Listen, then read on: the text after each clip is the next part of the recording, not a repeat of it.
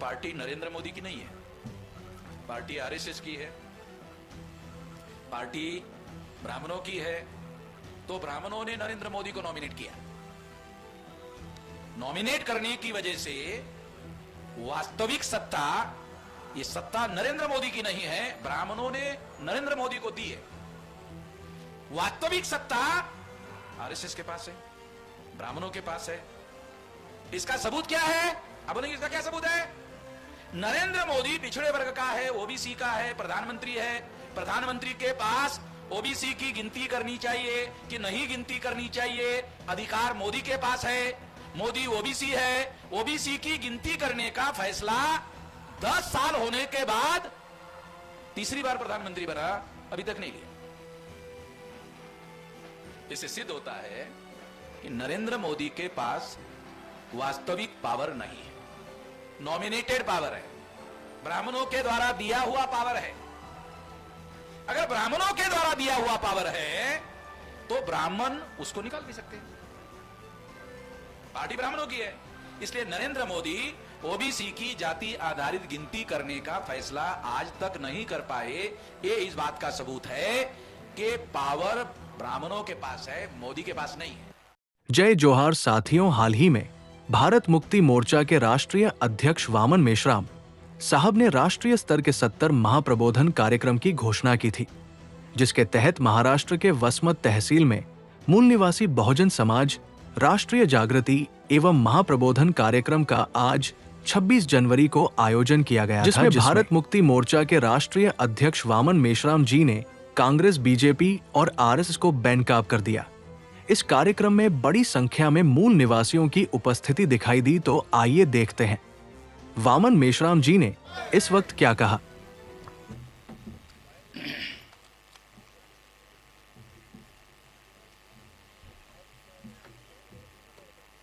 साथियों, भारत मुक्ति मोर्चा के द्वारा जो 70 कार्यक्रमों की श्रृंखला 32 राज्यों में घोषित की गई है, आज उस श्रृंखलाबद्ध कार्यक्रम के अंतर्गत बड़ा कार्यक्रम आपके यहाँ वसमत में हो रहा है और उस कार्यक्रम का समापन करने के लिए मैं आपके सामने उपस्थित हूँ। साथियों, तमाम विषय चर्चा करने के लिए रखे गए हैं। इसमें मुख्य विषय ईवीएम मशीन का है। ईवीएम मशीन की वजह से क्या हो रहा है, इसे जानना, इसे समझना बहुत जरूरी है। फुले शाहू अंबेडकर के 100 से भी ज्यादा साल के आंदोलन की बदौलत 26 जनवरी 1950 को हम लोगों को वोट का अधिकार मिला। ये सामान्य अधिकार नहीं है। ये सामान्य अधिकार क्यों नहीं है?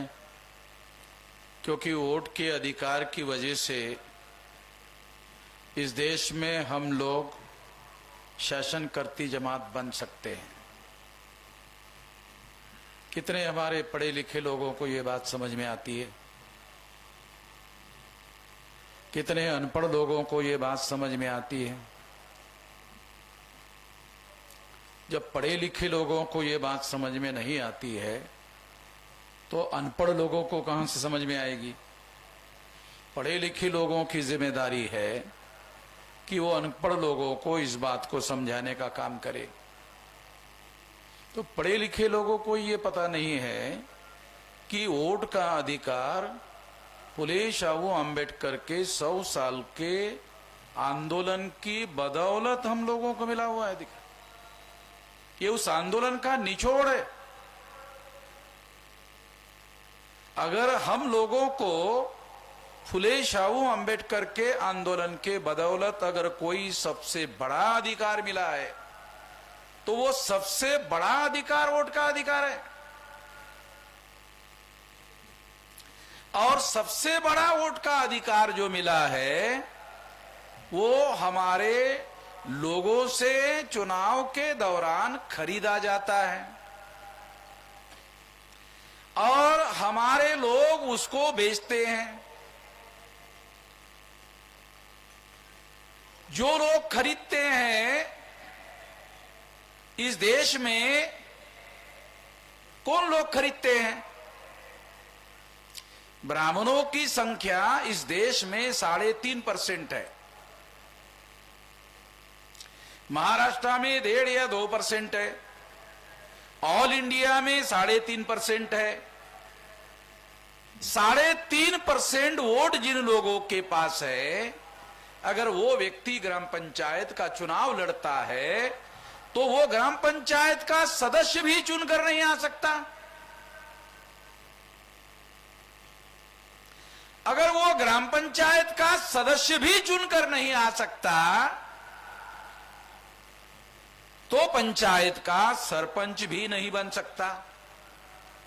जो पंचायत का, ग्राम पंचायत का सरपंच नहीं बन सकता, वो देश की सत्ता का, भारत का प्रधानमंत्री बनवा रहे हैं। नरेंद्र मोदी भारतीय जनता पार्टी के द्वारा बनाया गया प्रधानमंत्री है। भारतीय जनता पार्टी आरएसएस के द्वारा बनाई हुई पार्टी है। आरएसएस ब्राह्मणों के द्वारा बनाया हुआ संगठन है। ब्राह्मणों की संख्या 3.5% है। तो 3.5% ब्राह्मणों ने नरेंद्र मोदी को प्रधानमंत्री बनाया। नरेंद्र मोदी प्रधानमंत्री नहीं बना। नरेंद्र मोदी बीजेपी के द्वारा, जो आरएसएस के ब्राह्मणों के द्वारा बनाई हुई 3.5% की पार्टी है, उन्होंने नरेंद्र मोदी को प्रधानमंत्री बनाया। इसका मतलब यह है कि Narendra Modi is not a real Prime Minister of India, he is a nominated Prime Minister. Narendra Modi nominated prime minister है। नॉमिनेटेड अंग्रेजी शब्द है। इसका अर्थ यह है कि ये ब्राह्मणों ने पार्टी बनाई, भाजपा। भाजपा पार्टी चलाते हैं बीजेपी के ब्राह्मण, आरएसएस के ब्राह्मण। वो 3.5% ब्राह्मणों ने नरेंद्र मोदी को प्रधानमंत्री पद का कैंडिडेट, प्रधानमंत्री बाद में बनाया, पहले उसको प्रधानमंत्री पद का कैंडिडेट नॉमिनेट किया।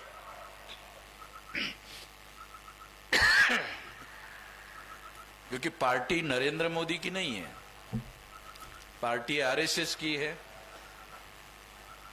पार्टी ब्राह्मणों की है। तो ब्राह्मणों ने नरेंद्र मोदी को नॉमिनेट किया। नॉमिनेट करने की वजह से वास्तविक सत्ता, ये सत्ता नरेंद्र मोदी की नहीं है, ब्राह्मणों ने नरेंद्र मोदी को दी है। वास्तविक सत्ता आरएसएस के पास है, ब्राह्मणों के पास है। इसका सबूत क्या है? अब बोलेंगे इसका क्या सबूत है? नरेंद्र मोदी पिछड़े वर्ग का है, ओबीसी का है, प्रधानमंत्री है।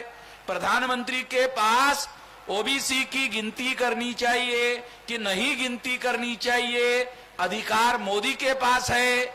मोदी ओबीसी है, ओबीसी की गिनती करने का फैसला 10 साल होने के बाद तीसरी बार प्रधानमंत्री बना, अभी तक नहीं लिया। इससे सिद्ध होता है कि नरेंद्र मोदी के पास वास्तविक पावर नहीं है, नॉमिनेटेड पावर है, ब्राह्मणों के द्वारा दिया हुआ पावर है। अगर ब्राह्मणों के द्वारा दिया हुआ पावर है तो ब्राह्मण उसको निकाल भी सकते हैं। पार्टी ब्राह्मणों की है, इसलिए नरेंद्र मोदी ओबीसी की जाति आधारित गिनती करने का फैसला आज तक नहीं कर पाए। ये इस बात का सबूत है कि पावर ब्राह्मणों के पास है, मोदी के पास नहीं है। इस तरह से नरेंद्र मोदी ब्राह्मणों का नॉमिनेटेड प्राइम मिनिस्टर है, ब्राह्मणों के द्वारा चुना हुआ। वाईट शब्द जर समजा वापरायचा झाला, वाईट ऐकायला बरं वाटत नाही, मामनाचा ठेवलेला प्रधानमंत्री।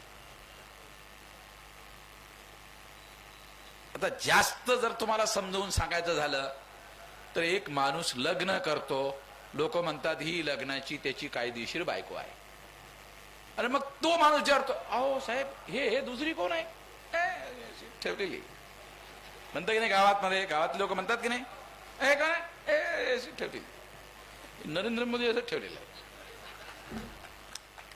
मग काही लोकांना काय वाटते, वामन मेश्राम बेकायदेशीर बोलून 10 वर्षापासून बोलून राहिलो, अजूनही नरेंद्र मोदींनी माझ्यावर केस केली नाही, कारण त्यांनी केस केली की मी कोर्टातच सांगतो, त्यामुळे त्यांनी माझ्यावर केसच केली नाही आणि मी जेलमध्ये जायला तयार आहे। कधी माझ्या कारण मी गुजरातमध्ये जेलमध्ये जाऊन आलोय, मोदीच्या गुजरातमध्ये जेलमध्ये जाऊन आलो, त्यामुळे जेलमध्ये गेल्यानं काहीच नुकसान होत नाही। आमच्या लोकाला पोलीसचे लोक म्हणतात जेल में भेज दूंगा, पण मी जाऊनच आलो। त्यामुळे पोलिसांनी जर तुम्हाला म्हटलं आपल्या अधिकारासाठी लढत असताना जेल में भेज देंगे, मग तुम्ही म्हणायचं चला चला। ते म्हणतात थांबा थोडस साहेबांना विचारून येतो। मुंबईला आम्ही जेल भरो आंदोलन सुरू केलं, माझा हात पकडून इन्स्पेक्टर घेऊन गेला अर्धा किलोमीटर दूर, असा हात पकडला घेऊन गेला आणि सोडून दिला। अरे म्हटलं इथं कुठे जेल आहे, नाही म्हटलं हे असंच जेल आहे। असा माझा हात पकडला, अर्ध्या किलोमीटर घेऊन गेला आणि सोडून गेला। तो जेल में जाने के लिए हमारे लोगों को हमेशा तैयार रहना चाहिए। गांधी जी जेल में जाते जाते ही महान हो गए। गांधी जी महान नहीं थे, टिल्ले आदमी होता है। गांधीजी सब ज्या लोकांनी गांधीजीला बघितलं नाही त्यांनी गांधीजीच्या पुतळ्याजवळ जायचं आणि असं बघायचं तर त्याच्या लक्षात येते अरे चायला सिंगल हड्डीचा माणूस आहे। आपण ग्रामीण भागात बोलतो ना अरे काय डबल हड्डीचा माणूस आहे जरा, पण तुम्ही गांधीजीचा जर पुतळा जर बघितला तर तुमच्या असं चायला काय सिंगल हड्डीचा माणूस आहे। लुकडीला आपल्या मराठी भाषेत काय म्हणतो आपण, काय लुकडीला माणूस आहे ते लुकडीला आहे। आणि लुकडीला असल्यामुळे त्याला जास्त भूकही लागत नव्हती म्हणून उपाशी राहायचा आणि मरणाचं नाटक पण करायचं चांगला। आणि पेपरवाले हवा तयार करायचे, आता मरणार मरणार मरणार। बाबासाहेब आंबेडकरांच्या मुद्द्यावर सुद्धा गांधीजींनी उपवास केला होता, पण बाबासाहेब काही त्याचा उपवास सोडायला गेलेच नाही। काही लोकांना वाटलं मरून जाईल, बाबासाहेब माहिती मरणार नाहीये। मग त्यांच्या लक्षात आलं की आंबेडकरांवर आपल्याला दबाव टाकावा लागेल, तेव्हा नाही तर आंबेडकर काही उपोषणाला घाबरणार नाहीये। साथियों, बाबा साहब आंबेडकर ने 17 अगस्त 1932 को कमोलर अवार्ड अंग्रेजों से लड़ झगड़ कर जीत के लाया था। उसके माध्यम से सेपरेट इलेक्टोरेट का अधिकार मिला था। सेपरेट इलेक्टोरेट का अधिकार क्या है, शेड्यूल कास्ट के लोगों को शेड्यूल कास्ट का कैंडिडेट खड़ा करने का अधिकार था और शेड्यूल कास्ट के लोगों को ही अपने वोट देने का अधिकार था।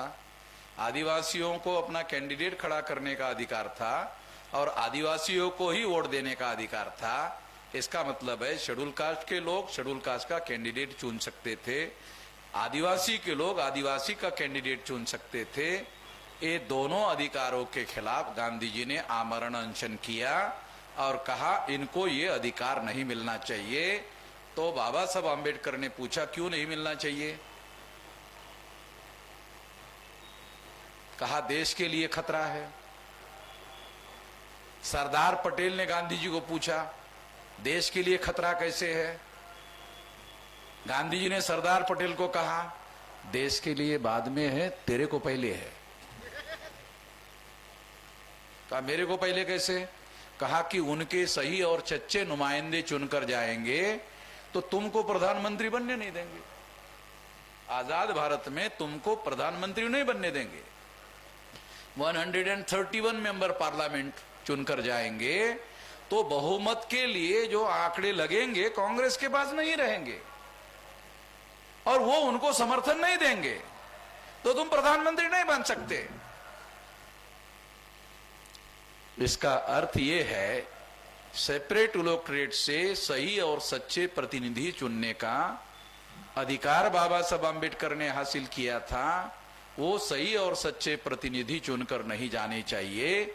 इसके लिए गांधी जी ने आमरण अनशन किया था और हमारा हक और अधिकार छीन लिया था। दुनिया वाले कहते हैं कि गांधी जी महात्मा थे। मैं गांधी जी को कहता हूं जहां तक एससी एसटी का अधिकारों का सवाल है उसके अधिकार छीनने वाला गांधी शैतान था। हमारे हद तक तो मैं ऐसा कह सकता हूं। अगर किसी को एतराज है, गांधी जी को मानने वाले लोगों को एतराज है, तो वो मेरे खिलाफ में केस दाखिल कर सकते हैं। अगर एससी एसटी के लोगों को सेपरेट इलेक्टेड गांधी ने खत्म नहीं किया होता तो ओबीसी की जाति आधारित गिनती अब तक हो गई होती।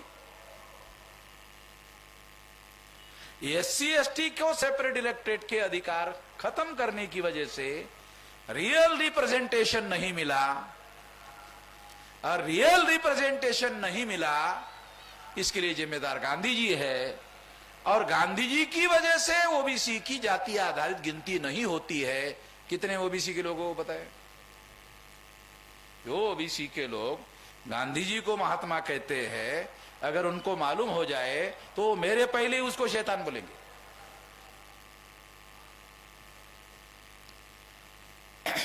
सर्वात जास्त नुकसान स्वतंत्र भारतामध्ये या जॉईंट इलेक्टेडमुळे ओबीसींचं झालं।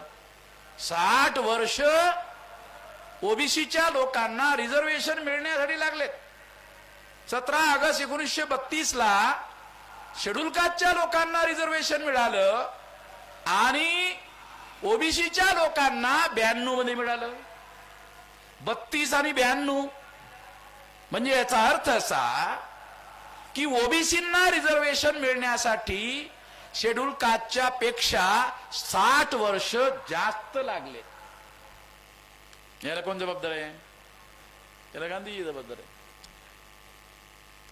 गांधीजीमुळे ओबीसींची मोजणी केली जात नाहीये। 50 वर्षापेक्षा जास्त काँग्रेसचंच राज्य होतं। मग काँग्रेस कोणी पैदा केली? गांधीने पैदा केली। काँग्रेस काही अनवरस संतान नाही आहे, गांधीजीची औरस संतान आहे। औरस म्हणजे जायज संतान आहे, नाजायज नाही आहे। काँग्रेस ही गांधीची जायज संतान आहे। त्या जायज संतांनी ओबीसीला मोजलं नाही, मग त्यांना नाजायज कशाला म्हणायचं? हे जायजच आहे। गांधीच त्यांचा बाप आहे। गांधींनाच वर्तमान काँग्रेस डेव्हलप केलेली आहे।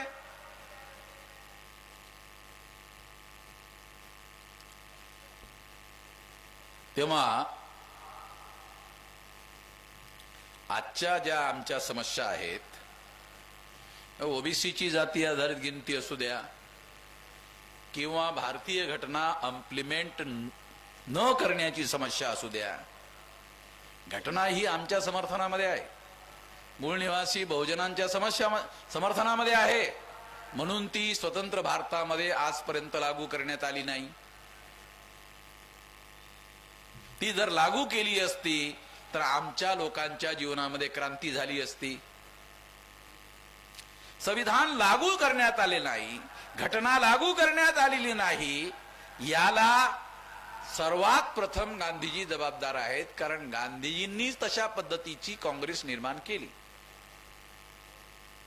ते SC STच्या 131 लोकांना तिकीट देतात, ते त्यांना निवडून आणतात आणि संसदेमध्ये गेल्यानंतर 131 SC STचे खासदार बोलतच नाहीत. कारण ते जॉईंट इलेक्टेड लागू करण्यात आलेलं आहे. त्यांना बोलू दिलं जात नाही. संसदेमध्ये तलवारी चालायच्या नसतात, शस्त्र चालवायची नसतात, तोंडानं बोलायचं असते. संसदेमध्ये बोलून लढाई लढायची असते. आमचे प्रश्न संसदेमध्ये मांडायचे असतात, ते बोलतच नाही. कारण त्यांना ज्या काँग्रेसनी आणि बीजेपीने तिकीट दिली, जे बीजेपी वाले गांधीला विरोध करतात, नाटकं करतात. कारण त्यांच्या माध्यमातून जे जॉईंट इलेक्टेड लागू करण्यात आलेलं आहे, त्या जॉईंट इलेक्टेड मधून बीजेपीचे SC STचे 78 खासदार निवडून आलेत. अरे त्यांनी गांधीचा गौरव केला पाहिजे. बीजेपीच्या देशाच्या लोकांनी गांधीच्या जॉईंट इलेक्टेड मधून बीजेपीचे 78 लोक निवडून आलेत. तेव्हा बीजेपीचे लोक गांधीच्या विरोधात आहेत असं म्हणतात. कसं काय? गांधीजीच्या मुळे त्यांचे 78 लोक निवडून आलेत, नाही तर आमचे लोक त्यांना मतदान देतात का? तेव्हा ही सर्व व्यवस्था EVM येण्याच्या अगोदर गांधी नावाची EVM लागूच होती. त्याला गांधी सुद्धा EVMच आहे. कारण गांधीनं उपवास करून आमचा सेपरेट इलेक्टेडचा अधिकार संपवला आणि EVM मुळे काय झालंय? EVM आलं, त्यांनी काय केलंय? त्यांनी आमचा जो मतदानाचा अधिकार आहे तो गायब करून टाकला. EVM मुळे मतदानाचा अधिकार गायब झाला, कारण EVM आमच्या मतांची चोरी करते. तुम्हाला माहित आहे का, महाराष्ट्राच्या निवडणुकीमध्ये 288 मतदारसंघापैकी 232 जागा बीजेपीच्या निवडून आल्या. बीजेपी आणि गठबंधन 232 जागा. सरकार बनवण्यासाठी किती पाहिजे होत्या? 145 जागा. किती निवडून आल्यात? 232.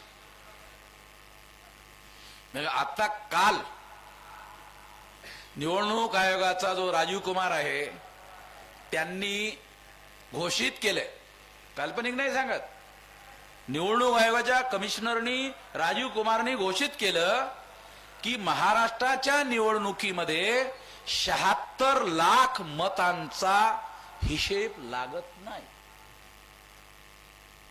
किती मतांचा? 76 लाख मतांचा हिशेब लागत नाही. तो आम्हाला मिळून नाही राहिला. कोण म्हणतंय? हिशेब ठेवणारा माणूस म्हणते. तो हिशेब ठेवणारा माणूस निवडणूक आयोगाचा कमिशनर राजीव कुमार, त्यांनी स्वतः स्टेटमेंट दिलंय. त्याचं स्वतःच स्टेटमेंट आहे. 76 लाख महाराष्ट्रातले 76 लाख मतांचा हिशेब मिळत नाहीये. ती कुठे गेली आम्हाला दिसून नाही राहिले. अरे ते मोजताना होते.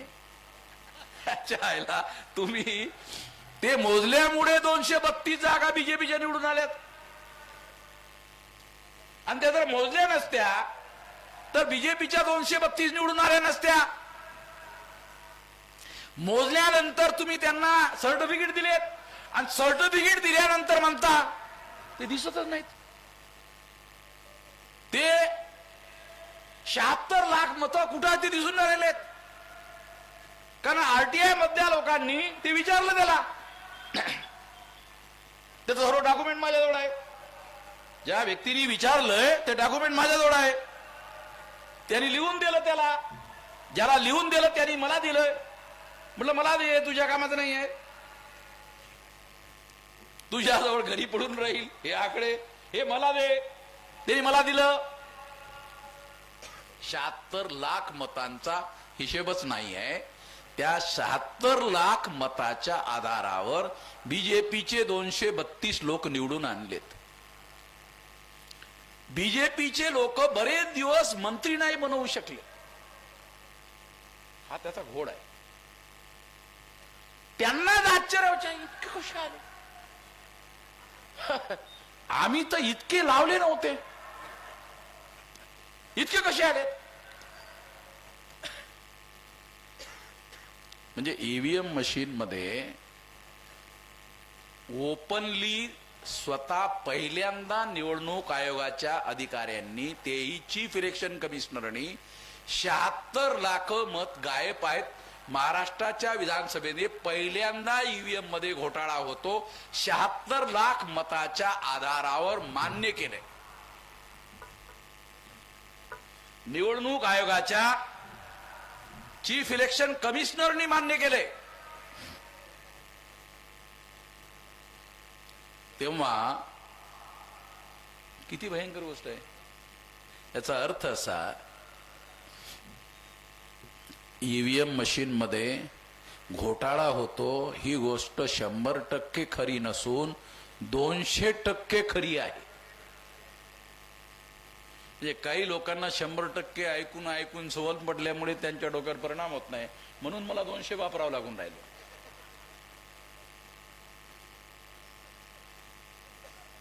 तेव्हा ही जी ईव्हीएम आहे ही ईव्हीएम गेली पाहिजे. आणि बॅलेट पेपरवर अमेरिकेमध्ये निवडणुका होतात. अमेरिकेच्या पेक्षा टेक्नॉलॉजी चायला जास्त आहे का भारतामध्ये? इथं 100% शिकलेले लोक आहेत.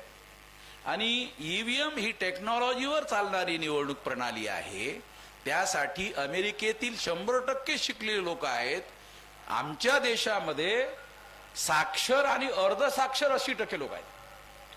त्यांच्यासाठी टेक्नॉलॉजी उपयुक्त मुद्दा नाही आहे. कारण त्यांना टेक्नॉलॉजी मध्ये बटन कोणतं दाबायचं ते सुद्धा पूर्णतः कळत नाही. तिथं सांगण्यासाठी माणूस ठेवावा लागतो. आणि बटन दाबल्यानंतर ती जी पेपर टेल मशीन लागलेली आहे ती डोळ्यानं दिसणारी, ती मी लावली सुप्रीम कोर्टामधून ऑर्डर आणून. आता माझं असं म्हणणं आहे, ते लावल्यानंतर ती डोळ्यानं दिसते की तुम्ही त्याला मतदान दिलं, पण मशीन मध्ये गेल्यानंतर ते बदलत नाही. कशावर? ती मशीन अगोदरच बनवून ठेवली नसेल कशावरून? मशीनच्या आतमध्ये आम्हाला काय दिसते, मशीनच्या बाहेर मध्ये दिसते, मशीनच्या आतमध्ये काय चाललेलं आहे ते कसं दिसते? ती मशीन त्यांच्या नियंत्रणामध्ये आहे. त्या मशीनी त्यांनी बनवलेल्या आहेत. त्यांनी बनवलेल्या मशीनच्या आतमध्ये कुठली टेक्नॉलॉजी लावलेली आहे ती त्यांनी घाईरपणे केलेली नाही आहे. ती घोषित केली नाही आहे. ती कोणाला हात लावू देत नाही, ते कोणाला उघडून बघू देत नाही आहेत. या ठिकाणी साक्षर आणि अर्धसाक्षर 80% लोक आहेत. त्यासाठी त्या देशामध्ये ती मशीनच्या माध्यमातून केली जाणारी निवडणूक ही योग्य नाही आहे. अमेरिकेमध्ये 100% शिक्षक, जास्त शिकलेले लोक. साक्षर म्हणजे काय? 4थी पास. साक्षर म्हणजे 4थी पास. त्याला जर म्हटलं तू तुझा बाप आणि तुझं आडनाव लिही बरं, मुश्किल न लिहिते. कारण 4थी पास, त्याला म्हणा अरे 4थी पास आहे ना. म्हणजे साहेब 10-15 वर्षापूर्वी झालं होतं. मग 4थी पास तर 10-15 वर्ष झाले होते. मग आता ते अक्षर नाही, आता ते वाचणंच नाही ना, तर त्यामुळे ते लक्षात नाहीये. कशी तरी अर्धवट साक्षरी करतायत. तेव्हा अशा प्रकारचे साक्षर आहेत आपल्याकडे, साक्षर, अर्धसाक्षर. आणि त्याचा मोठा गौरव आहे भारताला. 80% साक्षरता. अरे पण कशी? ग्रॅज्युएट होणारा माणूस सुद्धा साक्षर आणि 4थी पासवाला साक्षरच.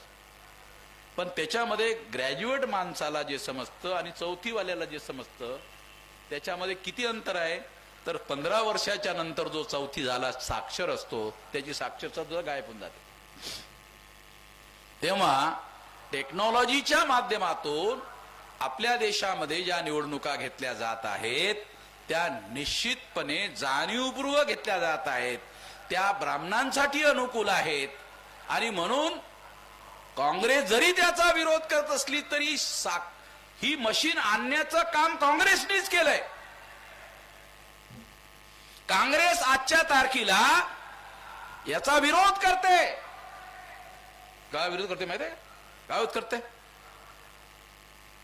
काँग्रेसच्या लोकांनी विरोध सुरू केला त्याचं खरं कारण ते असा विचार करतात की जर आम्ही विरोध केला नाही तर आमचे समर्थक वामन मेश्रामचे समर्थक होऊन जातील ना, आमचा खिसा खाली होऊन जाईल. म्हणून त्यांना काय वाटते, नामधारी का असे ना आपण विरोध करत राहायचं. विरोध कसं करायचं? पेपरामध्ये वामन मेश्राम जनतेत आंदोलन करते, पेपरात बातम्या आपल्या यायला पाहिजे. तुम्ही बघा पेपरामध्ये बातम्या काँग्रेसच्या आणि मैदानात लढाई वामन मेश्रामची. तुम्ही हे बघा, लक्षात घ्या. म्हणजे मैदानामध्ये आम्ही लढून राहिलो, मग हे नाटक काँग्रेसचे लोक का करत आहेत? कारण त्यांना असं वाटते की त्यांचा समर्थक असलेला SC ST OBC मायनॉरिटीचा वर्ग हा वामन मेश्रामकडे सरकू नये, त्यांची संख्या 85% आहे. म्हणून हे सर्व षडयंत्र या लोकांच्या माध्यमातून चालू आहे. हे षडयंत्र आपण हाणून पाडलं पाहिजे. काँग्रेसला या बाबतीमध्ये नंग केलं पाहिजे आणि त्यांच्यापासून आपला तिसरा पर्याय निर्माण केला पाहिजे. जोपर्यंत आपण आपला तिसरा पर्याय पहिल्या टप्प्यामध्ये निर्माण करत नाही तोपर्यंत दुसरा पर्याय होत नाही. पहिल्यामध्ये तिसरा टप्पा निर्माण करावा लागेल, तिसरा पर्याय झाला की दुसरा निर्माण करावा लागेल, दुसरा झाला की मग पहिला होईल. आणि अशा पद्धतीनं आपल्या समाजाचे लोक शासनकर्ती जमात बनतील. संख्या आपली जास्त आहे तेव्हा खासदार आमदार सुद्धा आपलेच जास्त असायला पाहिजेत, स्वाभाविकपणे आहे. तेव्हा आपल्या लोकांनी या सर्व बाबीचा विचार केला पाहिजे. जर तुमची गरिबी संपवायची असेल, तुम्हाला आश्चर्य वाटत असेल की काही दिवसापूर्वी भारत सरकारचं बजेट किती लाख करोड रुपयाचं होतं? 42 लाख करोड. किती लोकांना हा आकडा किती आहे कळते? 42 लाख करोड. आपल्या लोकांना करोड म्हणजे मोजता येते? लाखही काही लोकांना मोजता येत नाही. 42 लाख करोड. अरे बापरे, एवढा पैसा भारत सरकारचा 1 वर्षाचं इन्कम आहे. राज्य सरकारचं वेगळं आहे, महानगरपालिकेचं वेगळं आहे, नगरपालिकेचं वेगळं आहे, ग्रामपंचायतीचं वेगळं आहे, जिल्हा पंचायतीचं वेगळं आहे, तालुका पंचायतीचं वेगळं आहे.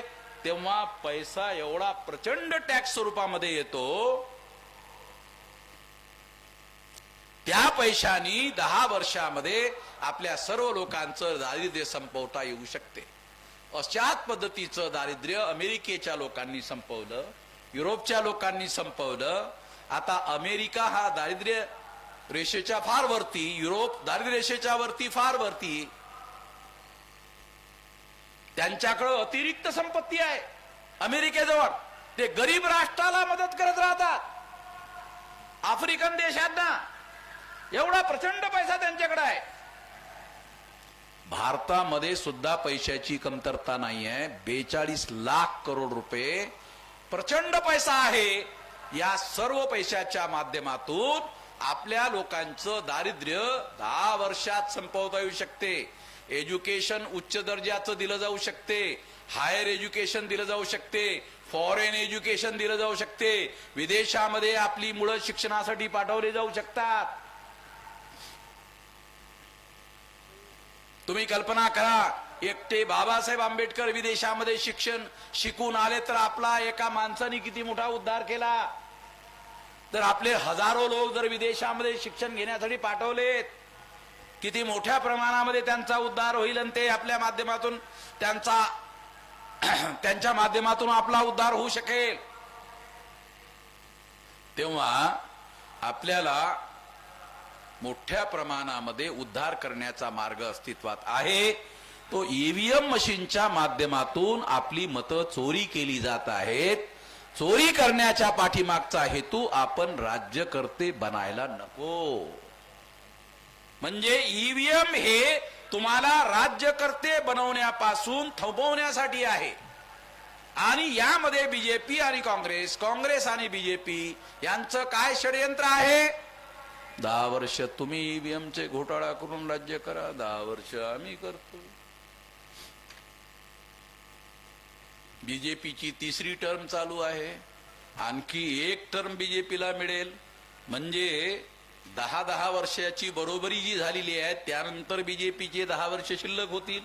मग ते शिल्लक झाल्यानंतर काँग्रेस येईल, मग ते आणखी 10 वर्ष करतील.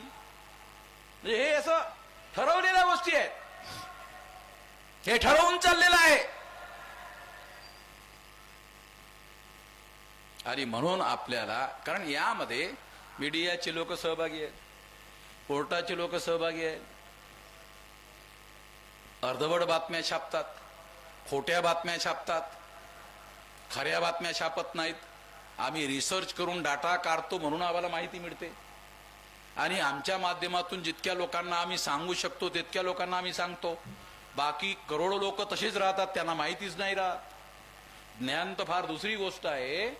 माहिती ही प्रायमरी स्टेज आहे ज्ञानाची. माहिती सुद्धा आमच्या लोकांना दिली जात नाही. ज्ञान देण्याचा मुद्दाच फार दूरचा आहे. तेव्हा हे जे काही षडयंत्र देशात चाललेलं आहे, हे षडयंत्र जर हाणून पाडायचं असेल तर आपल्याला काय करायला पाहिजे? आखरी मुद्दा सांगतोय, काय करायला पाहिजे? या देशात जर तुम्हाला बदल घडवायचा असेल तर एक उपाय आपल्या जवळ आहे. मी वयाच्या 19व्या वर्षापासून हे काम करतोय. आता सध्या माझं 68वं वर्ष चाललेलं आहे. म्हणजे जवळपास 49 वर्ष झालेत मी हे काम करून राहिलो. आणि या रात्रंदिवसच्या प्रयत्नाने 625 जिल्ह्यामध्ये देशव्यापी संघटन निर्माण केलेलं आहे, 32 राज्यामध्ये. तेव्हा आपण राष्ट्रव्यापी संघटित शक्ती निर्माण केलेली आहे. तेव्हा जो बदल आपल्याला घडवायचा आहे तो संघटित शक्तीच्या बळावर आपल्याला घडवून आणता येऊ शकतो. ती संघटित शक्ती आपण निर्माण केलेली आहे. ही संघटित शक्ती फक्त 6 लाख गावापर्यंत पोहोचवायची आहे. तेव्हा तुम्ही लोकांनी ते गावापर्यंत पोहोचवायचं आहे. गावातल्या लोकांना जास्त समजून सांगण्याची जरूरत नाही. तुम्ही फक्त गावामध्ये जरी गेलात आणि बूथ लेवलचं संघटन बनवलं तर 15 लाख बूथ लोकांचं संघटन बनवता येऊ शकते. आणि मग schedule caste, most backward schedule caste, extreme backward schedule caste, schedule tribe, most backward schedule tribe, nomadic tribe, MBC, OBC आणि मायनॉरिटी, मुस्लिम, सिख, ईसाई, बुद्धिस्ट, जैन, लिंगायत ह्या लोकांच्या माध्यमातून 14x15 अशा पद्धतीचे 2 करोड ग्रुप आपण तयार करू शकतो. आणि हे 2 करोड ग्रुप जर संपूर्ण देशामध्ये आपण तयार केले तर ह्या 2 करोड ग्रुपच्या माध्यमातून आपण प्रचंड मोठी संघटित शक्ती निर्माण करू शकतो. या संघटित शक्तीच्या बळावर या देशामध्ये आपल्याला पाहिजे ते परिवर्तन घडवून आणू शकतो. आपल्याला परिवर्तनाची मागणी करण्याची जरूरत नाही. मागणी केली तर ब्राह्मण आपल्याला काही देणार नाही. मागल्याने कुणालाही अधिकार जगामध्ये मिळालेले नाही. मागितल्याने कधी कधी भीक मिळते, भीक सुद्धा मिळत नाही. आणि देणारा सुद्धा म्हणजे फेकून देतो. तेव्हा इज्जतीचं जीवन, सन्मान आणि मानाचं जीवन जर जगायचं असेल तर ते संघटित शक्तीच्या बळावर मिळवलेल्या अधिकारामधून आपल्याला करता येतंय. ते आपण करण्याच्या ताकदीच्या लेवलवर आलेलो आहे. त्यासाठी आपण एकच काम करायचं आहे, ते म्हणजे ग्रामीण भागामध्ये जाऊन बूथ लेवलचं संघटन बनवा. त्याचा कार्यक्रम 2030 पर्यंत बनवलेला आहे. 2030 पर्यंत 2 करोड सामाजिक समूहाचे ग्रुप आपण तयार करू शकतो आणि आपल्याला पाहिजे 2030 पर्यंत जो बदल आहे तो आपणच आपल्या बळावर निर्माण करू शकतो. जो बदल आपल्याला हवा आहे तो आपणच आपल्याला संघटित शक्तीच्या बळावर मिळवू शकतो. कोणालाही मागण्याची काही जरूरत नाही. मागितल्यानं मिळणार नाही. तुमचे अधिकार त्यांनी जबरदस्तीनं दाबून ठेवलेले आहेत आणि दाबून ठेवलेले अधिकार जे आहेत, जबरदस्तीनं घेतलेले जे अधिकार आहेत ते मागल्यानं मिळणार नाही आहेत. ते आपल्याला संघटित शक्तीच्या बळावर घ्यावे लागतील. ते करण्यासाठी मी आपल्या सर्वांना अपील करतो की तुम्ही तुमच्या जिल्ह्यामध्ये जाऊन तालुक्याच्या संघटना बांधा. तालुक्याच्या लोकांच्या माध्यमातून गावाच्या आणि बूथ लेवलच्या संघटना बांधा. हा कालबद्ध कार्यक्रम 2030 पर्यंत आपण पूर्ण करू शकतो. ते जर आपण केलं तर जास्त दिवस नाही आहे. 2030 जास्त नाही, 25 चालू आहे. म्हातारा माणसाने जरी माझं ऐकलं तर तो सुद्धा मरणार नाहीये. तो 5च वर्षाची गोष्ट आहे. 5 वर्ष मरण थांबवतो आणि हे करतो, तो म्हातारा सुद्धा मरणार नाही. कारण आशा असली ना, आशा तर प्राण निघत नाही आणि आशा नसली झटक्यात निघून जातो. तुझ्या जगण्यातच काही अर्थ नाही म्हणते. दिल्लीतलं पोरग असेल आणि त्याचा बाप जर घरी डेथ बेडवर असेल आणि त्याला मिळाले पोरग येऊन राहिलं, मरतच नाही. ते पोराची वाट बघून ते थांबवूनच ठेवते आणि पोरग आलं आणि पोराला बघितल्याच जाते. आहे की नाही? गावामध्ये असा अनुभव आहे की नाही? हा, माझा अनुभव आहे, तुम्हाला सांगतो, वस्तुस्थिती सांगतो. म्हणजे आशा के ऊपर सारी बातें निर्भर है. तो हमारे अंदर आशा का संचार हमारे बल पर, संगठित बल पर किया जा सकता है और सफलता हासिल की जा सकती है. ऐसा हमको करना चाहिए. मांगने का काम छोड़ देना चाहिए. मांगने से कुछ भी मिलने वाला नहीं है. इतना कहकर मैं अपनी बात यहीं पर समाप्त करता हूं और आपने मेरी बात ध्यान से सुनी, इसके लिए आभार, धन्यवाद.